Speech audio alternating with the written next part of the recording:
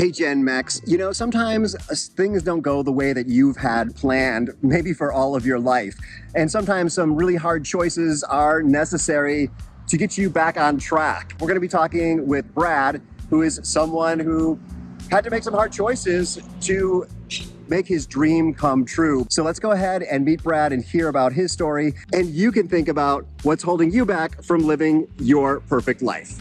I'm Brad. I'm here in La Paz. Like many people here, I have an interesting story of how my life led me here. I love it. It's great. It's a wonderful place. We are going to dig into Brad's story. Brad is someone that was a subscriber to this channel, and that's how I met him. Is he showed up at a happy hour, and he is one of the most happy people that I've met down here. And then when I started hearing some of his story, I was like, oh my God, I need to share this with you. Always, I like bringing you the stories of the different possibilities of how people made it happen. So we'll, of course, go through budget and show you his place here and how much he pays and whatnot and what he does for entertainment. But I want to start out with his story of how he got here. So we're going to go back many, many years and talk about his life as it worked its way towards where he is today. Throughout my entire life, I've had an affinity towards Latin America. I've always enjoyed the culture here. When I was in my mid-20s, I traveled to Chile, where I met a Chilean woman who became my wife. Had a wonderful marriage for 20 years, and eventually, like a lot of marriages, that came to an end. Through my job for most of my career, I traveled throughout Latin America. I was a sales manager for Latin America and been in some other roles that I've done business in every country in Latin America except for Nicaragua and Cuba. After my first divorce, I remarried. My second marriage, before we got married, I explained that at some point I wanted to retire overseas, and she thought that was really exciting. She had enjoyed hearing my stories of travel around the world. I can't say that she signed a contract to agree to that, but that was kind of our understanding. We had a good marriage. We were married for 11 years, but during that time I retired and I was ready to go. We looked at Costa Rica. We actually went there, had a great vacation, went to Portugal, looked at that. Those are a couple of popular retirement destinations. And she said they were too far, and so I thought, well, Mexico, that's closer. That should work a little better for her. But in the end, it just isn't something that we could agree on. I like to say we had irreconcilable differences of where and how we wanted to live. She filed for a divorce late last year, 2023, and we went our separate ways. And that's when I came to La Paz. I arrived here on Christmas Day in December of 2023. We're now in end of June in 2024, so I've been here about 6 months, and my original plan was to come here and then go to Mazatlan and Puerto Vallarta, but I just liked it so much here that I couldn't think of a good reason to leave. And I've got this nice place that I'm living, and I've made some wonderful friends here, both Mexican and other expats. So I'm going to stop Brad right there because he's glossing over a little bit about that divorce story. So he was 55 years old when he retired, which is awesome, and then spent the next 5 years or so, with his wife trying to wait for her to come along to this, I'm ready to retire and go on this journey with you to what they had planned and what they had kind of aspired to. And this reminded me of Ray, another interview I did, and that'll be up in one of these corners, where him and his wife agreed that they were going to retire during summer. They were both school teachers. He retired and she couldn't do it. And their original plan was to get on a boat and go south to Mexico. And after 6 months or so, Ray said, hey, I'm not waiting. I'm not going to just keep doing this. I'm getting on that boat. Come visit me in Mexico. And so when she came into Mexico, she was really excited about it. And well, I'm going to force you to watch that video to see the end of the story. But it ends up maybe equally happy to the story we're telling today, but with a very different ending. So I think here Brad really did try to make it work, but in the end, this was, as he said, irreconcilable differences, that there's more going on in life, and it's Michigan. I want him to tell a little bit more about those 5 years. So I was fortunate to be able to retire at 55 years old. I'm 60 now. the 5 years after I retired, I patiently waited for my wife to kind of get on board with the international living dream that I had. We just couldn't come to an agreement on that, and I couldn't see myself living the next 20 years or maybe the final 20 years of my life in Michigan, sitting on the couch and essentially waiting to die, as I put it. So eventually we just got to a decision point where I went to the Mexican consulate, got approved for permanent residency in Mexico, let my wife know that, and at that point, you know, I even proposed that we live half and half, and that I lived down here and she come to visit, and she said she didn't want to live that way. She was going to file for a divorce, which she did. So. Yeah, Brad's wife actually suggested to him that instead of sitting on the couch, he go get another job. And that's the last thing any of us want to do when we're in this mindset of retiring overseas. It's like we are done with work. We want to now have fun. So let's talk to Brad about some of that fun. He was starting to talk about the people that he's met down here. So let's talk about the fun that he has on a day-to-day basis living down here. So 6 months into my journey here, I can say I absolutely have no regrets. I didn't expect the personal friendship aspect to weigh as heavily on my maybe happiness as it has here, but I really enjoy meeting a variety of people here. There's people from all over the world. Everybody has an interesting story to tell on their life experience and how they got here and the challenges they've overcome. Some people, in the first 10 minutes, you understand that story, but it's actually more interesting when you got to kind of peel the onion, and each layer you learn a little bit more of how and why they came here, and it's fascinating to me. So if I do have one regret, I would say that I haven't integrated with the Mexican people as much as I expected to. And that's on me, and I'm taking efforts to do that. So I go to a Spanglish club every Tuesday night, and that's a good arena to meet Mexican people. They're there to learn English. I'm there to practice my Spanish, but I'm really there to meet them. So, and that's one way I'm doing it, but I need to continue to push myself to do that. That's not to take anything away from the value that I place on the friendships with the other expats, because that's also a good experience. I can vouch for that Spanish club. Actually, Jimmy and Calibri, who have been on the channel before, they have a lot of Mexican friends. And I asked them, well, how did you meet all these Mexican friends? Because most expats tend to have expat friends. And Jimmy and Calibri do not speak Spanish very well. And they said it's because of the Spanglish club. Because you get together and it's tables of 4, 2 native English speakers, 2 native Spanish speakers, and you have topics that you talk about. And you get to know people on a personal level. And, you know, the struggle to learn another language is kind of a common bond. And it's a great way to connect with local people. I myself have struggled to connect with local people. And that seems to be the best thing here in La Paz is the Spanglish Club. So shout out to that. And I'm sure there's other clubs like this or other places. I used to call it an intercambio, so an interchange where you'd have people talking the different languages and learning together. So I can highly recommend doing that. So let's talk more about Brad's daily life, including his cooking habit. I got to taste his cooking just last night. It was amazing. It was tahine chicken from Morocco with a dinner party, a small dinner party. Once again, an onion, a layer of that onion that I didn't know when I first met Brad is his enjoyment of cooking and his enjoyment of cooking for other people. As Brighton mentioned, one of my hobbies, actually my passion, is food and cooking, and especially kind of entertaining small dinner parties.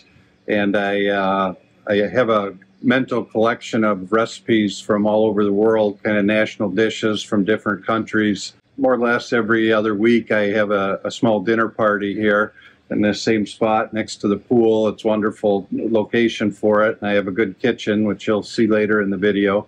I've made Spanish paella. I've made a dish called feijoada from Brazil. Last night when Brighton was here, I made a chicken tagine, which is a national dish of Morocco.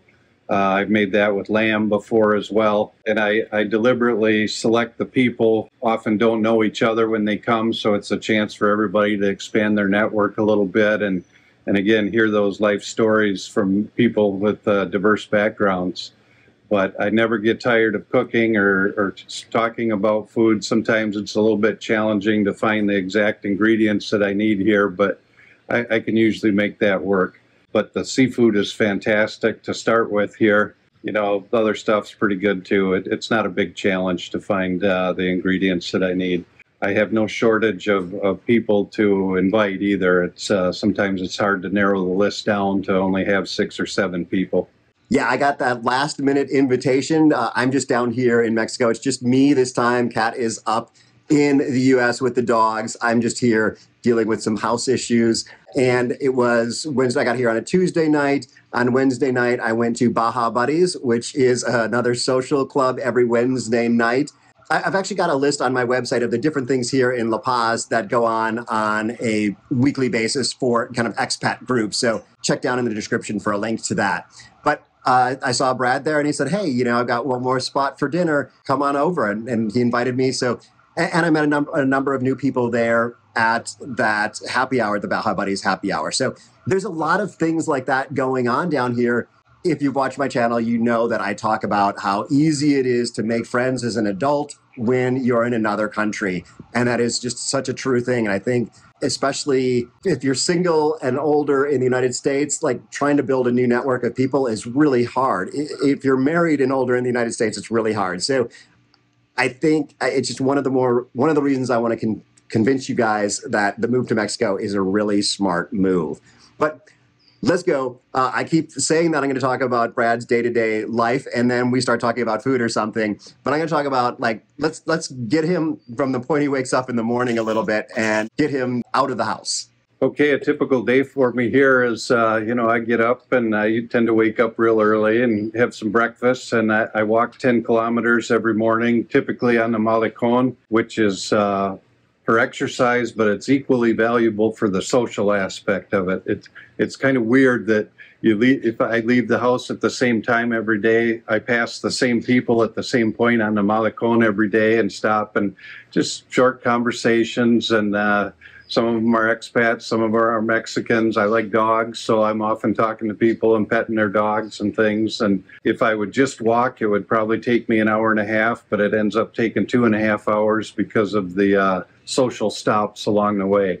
So that's how I start my day. Tuesday and Thursdays, I go to yoga, which is, I had never done that before I came here, and it's been absolutely amazing. We've got a really good group with a good leader. She's a unique person. That's another story. Now that it's getting hotter, I tend to take it easy in the afternoon, go swimming every day. I've probably spent more time in the pool in the last 2 months than I have in the last 40 years.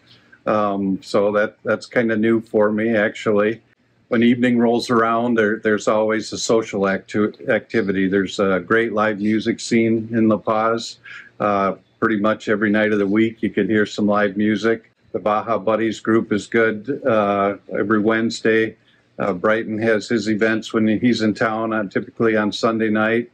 The Spanglish Club on Tuesday night. And in between all those scheduled activities, there's always a group that says, just spontaneously says, hey, I'm going out for pizza. Anybody interested? Actually, I should probably learn to say no more, but that's a really enjoyable part of life here. So Brad just mentioned that pool, which is surrounding us here. This is just a really cool location. And so I want Brad to talk about where he lives in the city, but also in this little complex, I guess, of little apartments and Airbnbs and whatnot. This is just, it's really inspiring. I want to do something like this with our house to be able to have folks over and kind of rent out, make a little bit of extra cash, but also just have that social aspect. It's a pretty cool place. So I'll have Brad kind of walk us through the complex and also through his house so you can see how he lives. Okay, where I live, for those of you who are somewhat familiar with La Paz, it's on Cinco de Febrero, close to the marina. It's walking distance to the Malecon, which is very important to me. The place that I live is a small complex with 5 units. kind of long-term staying here. A lot of the other units are Airbnb type visitors that come. Some are here for a week, some are here for a month, but that's actually been quite interesting because you get to meet different people coming through. There was a woman from Portugal that was here for a while and a family from Great Britain, mostly Mexicans from other parts of Mexico, Mexico City or Guadalajara that might be here for a week. Some regular remote workers that come and work here for a week and then go back to wherever they're from. The landlord's great here, comes from a really nice family, and they do a good job of keeping it up. There's a housekeeper that cleans the units between guests, but I also have her clean my unit once a week. I've gotten to be pretty good friends with her, and she's pleasant to have around as well. We can go over to my place. You'll see it's not a real big place. It's one bedroom. It's got a small living room. What really sold me on it was the kitchen. Stainless steel countertops, a full range, which you don't always see in Mexico. Sometimes it's just kind of a hot plate type surface burner. And so I have an oven, a nice sized refrigerator, a kind of an island in the middle of the kitchen, which is nice for myself if I'm just having breakfast. When I have guests over, usually we come and eat on the patio. There's a variety of units here. 2 of them are studio apartments, 2 of them are 2-bedroom, and then mine, which is a 1-bedroom place. Okay, so we always like talking numbers. So we'll start with what rent is. And so this is he's on a monthly lease, although he plans on staying here for a good long while. And it is furnished. And it's in a really great location here, not too far from the Malecon. This is really kind of a sweet spot. So let's hear numbers of rental and whatever else is coming into play from his expenses. The rent that I pay on this 1-bedroom apartment is 18,000 pesos a month, which comes out to about $1,000. That includes all utilities, internet. The internet here is faster than what I had back in Michigan, and it hasn't gone out since I've been here. I've had no power outages since I've been here, which I hear, other people in Mexico talking about. So maybe it's just this part of town. We don't have that trouble. But so very, very reliable utilities. I also have a place inside to park my car behind a gate, so I appreciate that. I don't have to take the risk of leaving it in the street. It's very simple. Just pay the 18,000 pesos every month. I don't have a long-term lease. We kind of have an agreement that I'll be here long-term, but there was no complicated legal process or anything like that involved. Other expenses that I have are expenses that you have wherever you live. We all have to eat. I have some vehicle-related expenses, car washes, gas. I have some Mexican insurance on my car. I bought that the other day, and it was $400 for fairly comprehensive insurance for 1 year through a company called Qualitas. Other expenses, I really appreciate good food, so I know that I spend more money on food than other people, and the dinner parties and things like that. But living alone, it's important to get out of the house more than if you're with a family here. So I tend to go out to eat quite a bit, and that has a dual role of nourishment and enjoyment, but also the social aspect to it. So I'm probably high on spending for eating out compared to most people, but that's just something that I enjoy. So my target budget is $2,500 a month. I'm fairly confident that I can live within that on a long term. I don't live extravagantly, but I don't really deny myself anything that I want to do or experience. I am a bit of a minimalist. I don't really have any desire to accumulate a lot of things, so I'm not tempted to go shopping and come home with big bags of clothes or anything else for that matter, except for food. It's not the $2,500 a month budget is not very challenging to stay within that. $2,500 a month seems like a great thing to me. Mexico might not be right for some people. So let's hear Brad's take on who this might not be right for. As much as I enjoy Mexico and as much as I like it, and I planned my whole life for retiring overseas, I will have to say that it is not for everybody. If you're uptight, in my opinion, I would use that word. If seeing chipped paint and a few loose wires hanging bothers you, if when your neighbor's dog is barking, you feel that you have to do something about it, it might not be for you. You know, that can be very stressful for some people. To me, I just embrace it as all being part of the culture here, and it's the way life is. So just keep that in mind too when you're deciding where you might want to retire. So hopefully that does not describe you. I'm guessing it doesn't. The uptight type of person. It's totally true. If you are used to vacationing in a place like Cabo or Cancun, where everything is just, you know, gorgeous and maintained, that's not what the rest of Mexico looks like. That's not like real life in Mexico. So definitely check out beyond that, and hopefully that will be something that you're interested in. Something that if you've traveled around, you've probably seen that things are different in different places, and that's hopefully something that you look forward to, rather than wanting everything to look just like the United States, wanting things to be kind of just perfect. That's typically not the way things work in Mexico. So if you've got a little bit of a budget, if you've worked your life and you've got a retirement, you can live a really good life down here. So the question becomes now, what's holding you back? I don't want to encourage you to get a divorce to make your life in Mexico happen. Hopefully your situation's more like Ray's, where you can convince your spouse that this is the way to live. This is an amazing life down here, an affordable life, and a really social life. So you really can be super happy living in Mexico. So I hope this has encouraged you to take your next step forward. And I've got some more videos up here, including the one with Ray, so you can see what other folks are doing to make it happen. Hasta luego.